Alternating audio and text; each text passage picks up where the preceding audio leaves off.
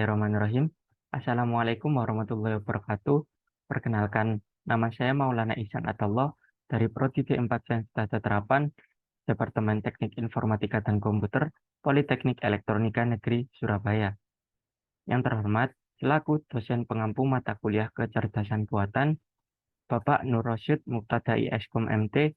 Di sini saya akan memaparkan hasil laporan tugas praktikum kecerdasan buatan. Nah, di tugas praktikum yang pertama bertema tentang representasi pengetahuan. Soal yang pertama, dalam sebuah organisasi perusahaan terdapat diri sebagai berikut. Ialah Adi, kemudian ada Bawan Burhan, Bahrun, Bisrin, Bawan Bahrun ada Fahri dan Farah, kemudian Bawan Bisrin adalah Ferdi. Kemudian kita akan buat representasi pengetahuan dalam bahasa prolog. Nah, seperti ini. Yang kita membacanya adalah anak buah dari Adi adalah Burhan. Kemudian, kita akan membuat variabel anak buah, kemudian bawahan langsung, anak buah bawahan, dan anak magang dalam kondisi tertentu. Nah, kemudian kita akan melakukan pembuktian. Anak buah S adalah G. Anak buah Adi adalah Burhan. Apakah benar? Dibuktikan sebagai berikut. Anak buah Adi adalah Burhan. Seperti itu. Kemudian di gambar sebelah kanan merupakan siapa saja yang menjadi bawahan langsung. Kemudian variabel L berupa atasan dan variabel W berupa bawahan langsung. Cara membacanya adalah bawahan langsung dari L adalah W, yakni bawahan langsung dari Adi adalah Burhan. Nah, bawahan langsung dari Burhan adalah Bahrun. Terus bawahan langsung dari Burhan adalah Bisrin, dan seterusnya. Kemudian kita akan melakukan pembuktian yang selanjutnya. Nah, di gambar sebelah kiri merupakan siapa saja yang menjadi anak magang. Kemudian variabel H berupa bos dan variabel G berupa anak buah para bawah-bawahan. Cara membacanya adalah anak buah bawahan dari H adalah G. Anak buah bawahan dari Adi adalah Fahri. Anak buah bawahan dari Adi adalah Farah. Kemudian anak buah bawahan Adi adalah Ferdi.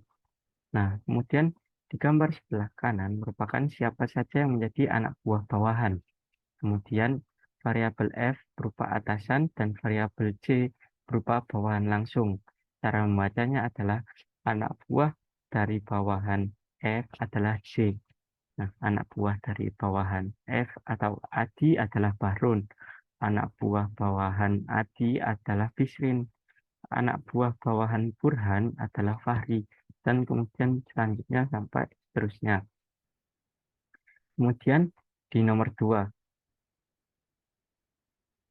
dari keluarga di bawah ini, tuliskan satu program dalam bahasa prolog yang menyatakan predikat anak, perempuan, laki-laki. Kemudian predikat ini buatlah relasi orang tua, saudara laki-laki, saudara perempuan, paman, bibi, kakek, dan nenek. Nah, kemudian kita akan membuat bahasa prolognya. Nah, ini kita akan membuat prolog berupa variabel anak, putri, laki, orang tua, ayah, ibu, saudara laki, paman, bibi, kakek, dan nenek. Nah, kemudian kita akan melakukan pembuktian. Pembuktian yang pertama, di gambar sebelah kiri merupakan siapa saja yang menjadi orang tua. Kemudian variabel O berupa anak dan variabel P berupa orang tua.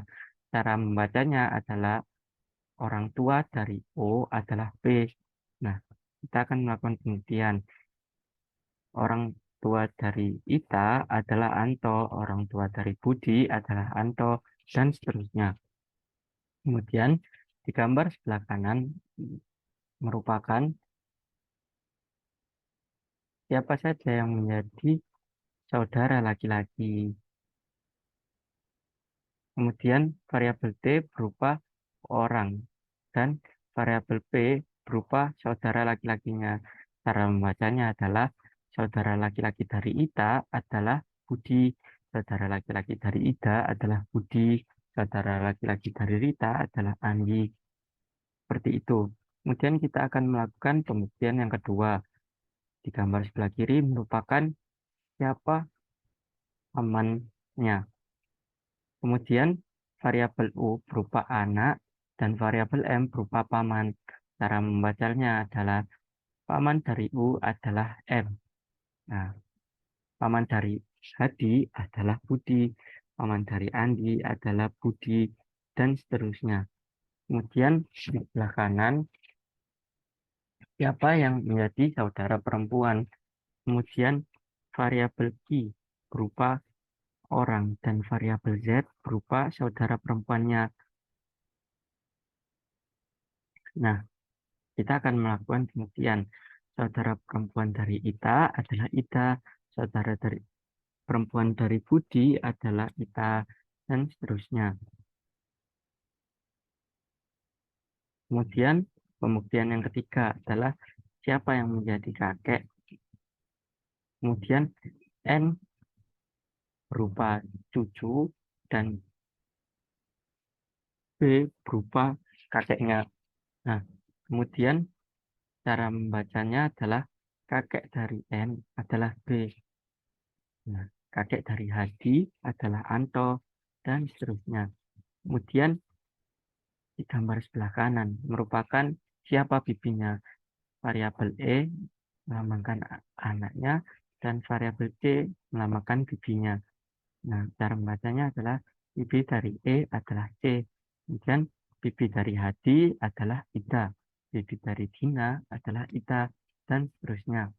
Kemudian yang terakhir kita akan melakukan pembuktian yaitu siapa yang menjadi neneknya. Kemudian variabel P berupa cucu dan variabel V berupa neneknya. Cara membacanya adalah nenek dari P adalah V. Nah, nenek dari Hadi adalah Wati, nenek dari Dina adalah Wati, dan selanjutnya seperti itu. Nah, di minggu ketiga terdapat tugas yang berjudul Listening, Semantic Network, and Frame. Kemudian lanjut ke soal yang pertama. Di sini ada fakta-fakta tentang Markus. Kemudian kita akan membuat representasi pengetahuan dalam bahasa prolog.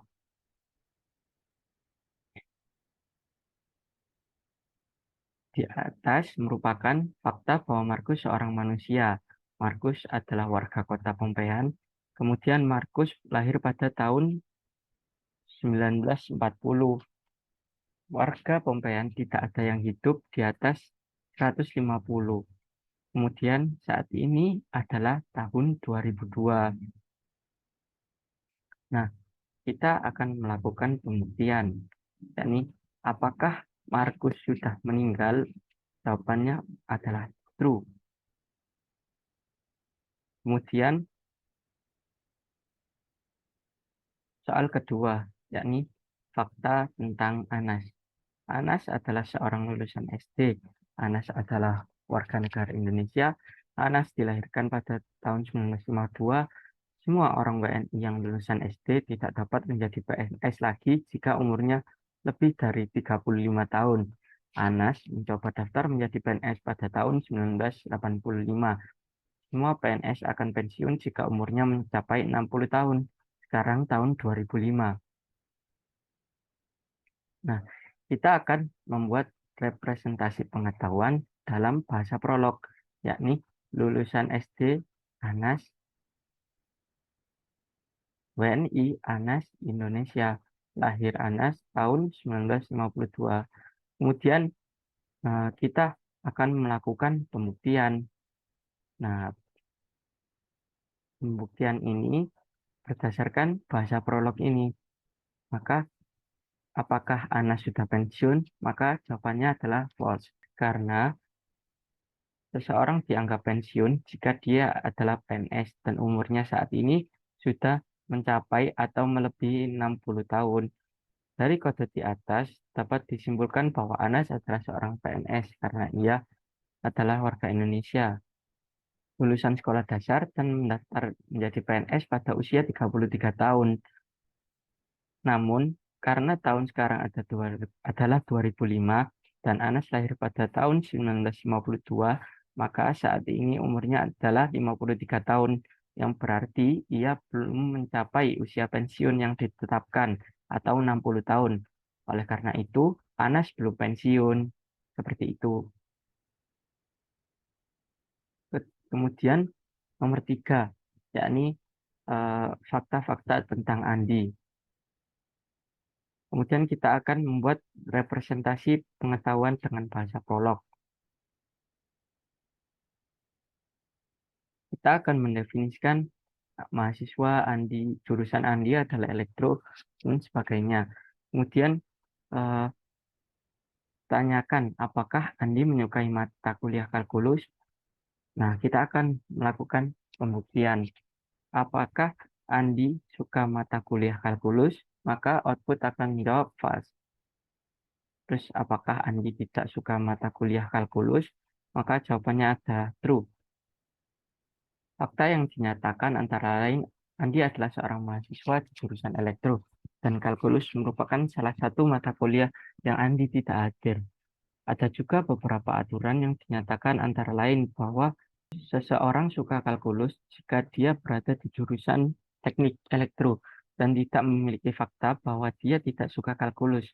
Selain itu, suatu mata kuliah dianggap sulit jika matkul tersebut adalah kalkulus.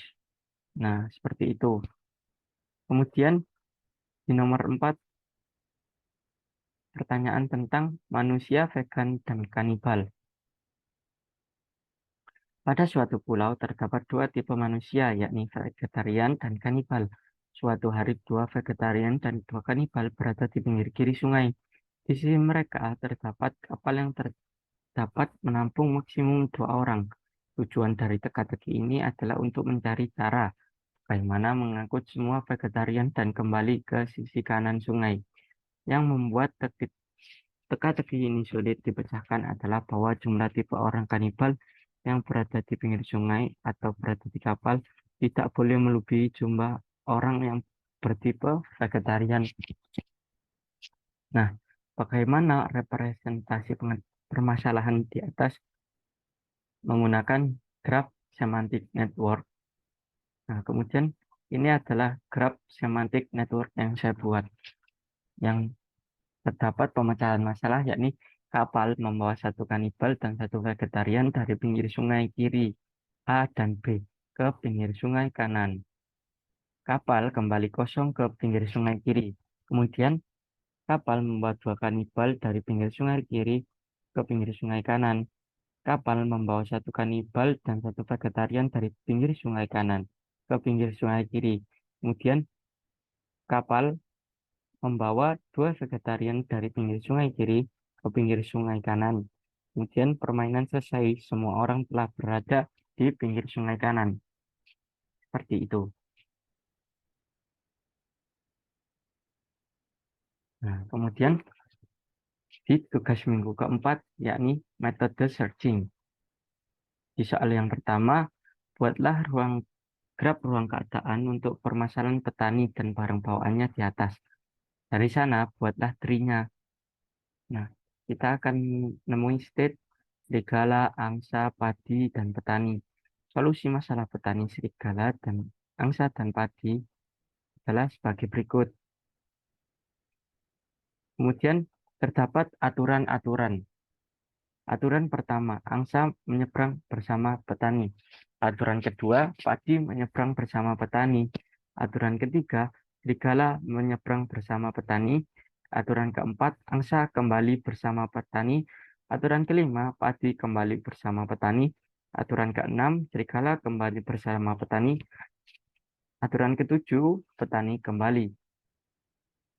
Kemudian diberikan graf keadaan seperti berikut. A ke B, B kemudian ke C. Nah, C ini bercabang, bisa ke D, bisa ke E. Kemudian seterusnya sampai ketemu H, I, dan Z. Nah, kemudian kita akan melakukan pelacakan.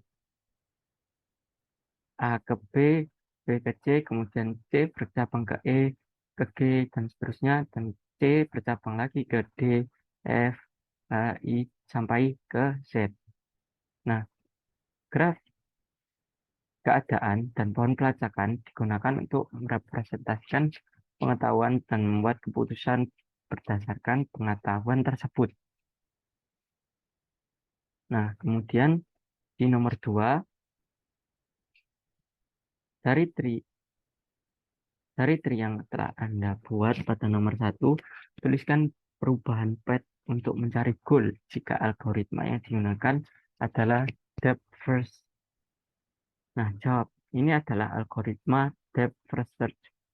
Nah, dari A untuk mencapai Z, kita bisa melewati A ke B, kemudian B ke C, kemudian C dapat ke E dan dapat ke D, kemudian E ke G sampai Z, dan D ke F sampai Z. Nah, kemudian kita dapat melihat petnya A ke B, B ke C, kemudian D bercabang menjadi E dan D, kemudian E ke G, dan sampai Z. Nah, DFS digunakan untuk melakukan pencarian melalui jalur yang terdalam dari simpul ke simpul lainnya. Kemudian di nomor 3, dari tri yang telah Anda buat pada nomor 1, tuliskan perubahan PET untuk mencari goal jika algoritma yang digunakan adalah breadth first. Kemudian ini adalah breadth first search, yakni A ke B, B ke C, kemudian dari C bercabang ke E dan D, kemudian dari E ke G, kemudian dari E bisa juga ke D, lalu ke G. Ini di zigzag karena dia bisa melewati semuanya. Nah, kemudian ini adalah path-nya atau algoritmanya sebagai berikut. BFS digunakan untuk menemukan jalur terpendek antara dua simpul dalam graf yang terhubung. Seperti itu. Kemudian nomor 4, kita akan membuat graf ruang keadaan untuk permasalahan teko air. Dari sana buatlah trinya. Nah, kita akan membuat aturan-aturan dulu. Aturan pertama, isi teko A sampai penuh. Kemudian aturan kedua, isi teko B sampai penuh. Aturan ketiga, tuangkan sebagian air keluar dari teko A. Aturan keempat, tuangkan sebagian air keluar dari teko B. Kemudian aturan kelima, kosongkan teko A dengan membuang isinya ke tanah. Aturan keenam, kosongkan teko B dengan membuang airnya ke tanah. Aturan ketujuh, tuangkan air dari teko B ke teko A sampai teko A penuh. Aturan ke-8, tuangkan air dari teko A ke teko B sampai teko B penuh. Kemudian aturan ke-9, tuangkan seluruh air dari teko B ke teko A. Aturan ke-10, tuangkan seluruh air dari teko A ke teko B.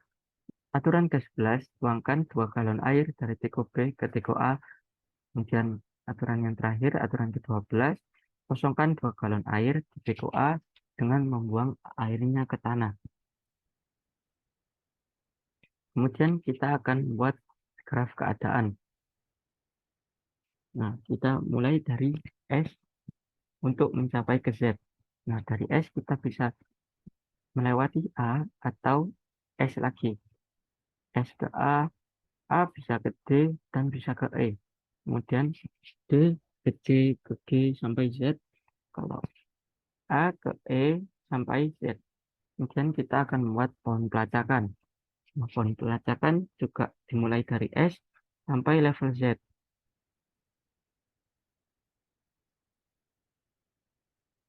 Nah, kemudian nomor 5, dari tri yang telah Anda buat pada nomor 4, tuliskan perubahan PET untuk mencari goal jika algoritma yang digunakan adalah depth first.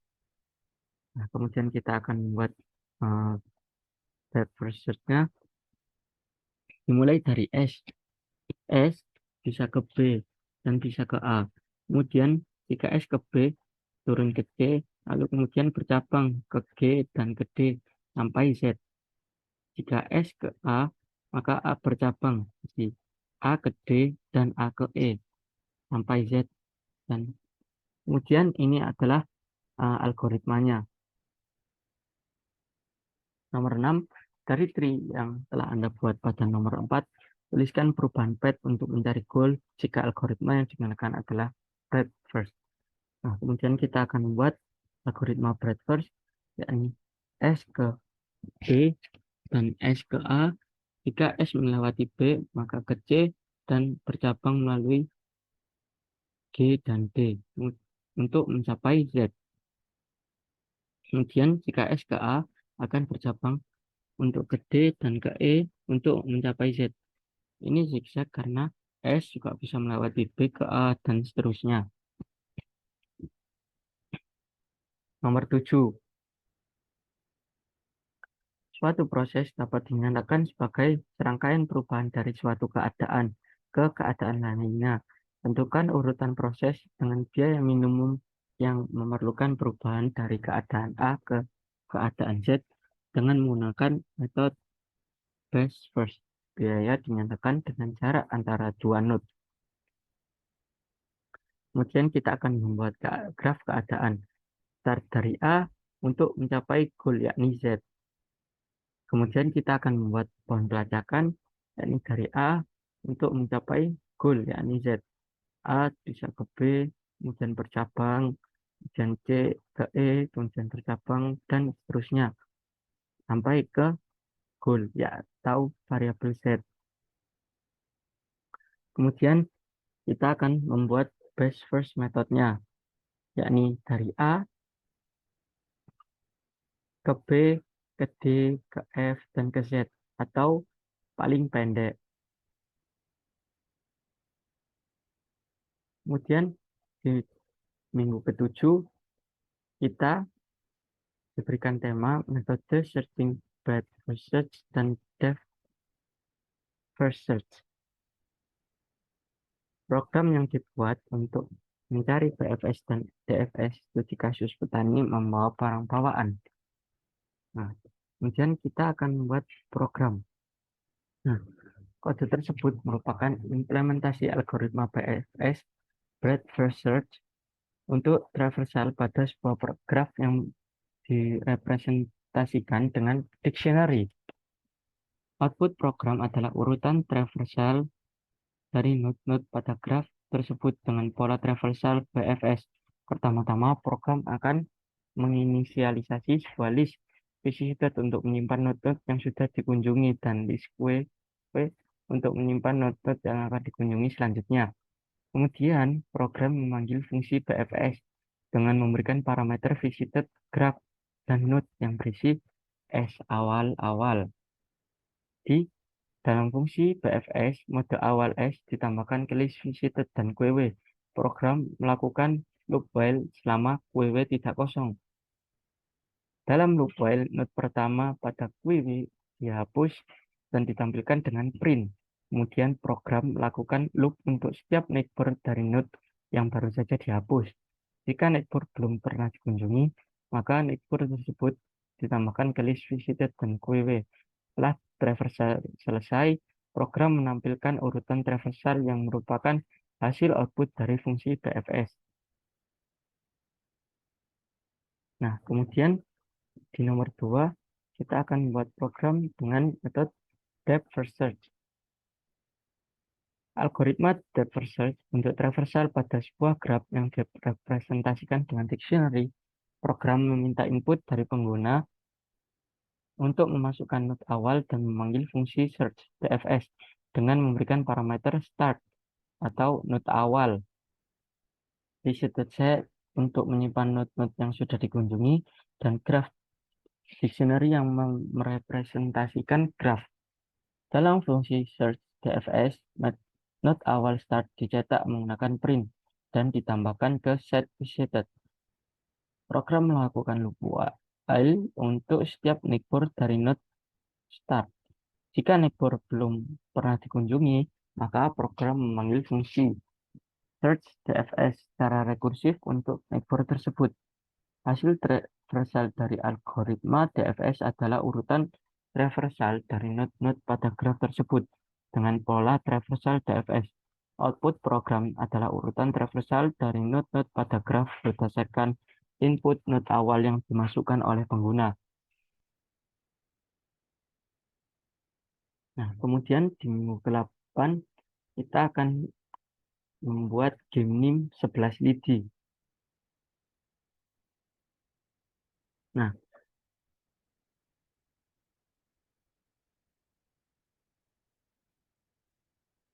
game min-max yang saya buat seperti ini. Kemudian pada awalnya terdapat satu batang dengan 11 bagian. Kemudian dilakukan pembagian menjadi 2 dengan cara tidak boleh dibagi dengan nilai yang sama. Dengan pembaginya, tiap pecahan tersebut kemudian dipecah lagi menjadi 3 bagian hingga tidak bisa dibagi lagi pada level 9. Pada level 9 tidak bisa dibagi. Untuk menentukan siapa yang menang atau min-max, nilai pada bagian terbawah dilihat terlebih dahulu. Jika turunnya berada pada level max atau max level seperti ini, maka min akan yang menang. Jika urutannya berada pada level min, maka max yang menang. Urutan min, maka max yang menang. Kemudian nilai pada bagian atasnya ditentukan dengan melihat nilai urutan pada level yang diinginkan, serta nilai min max pada level tersebut. Sebagai contoh, nilai pada urutan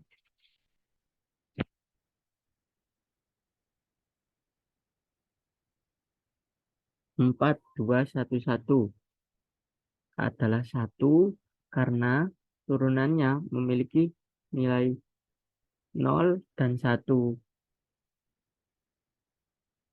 dan berada pada level max. Seperti itu. Nah, sekian yang bisa saya sampaikan. Kurang lebihnya mohon maaf. Terima kasih. Wassalamualaikum warahmatullahi wabarakatuh.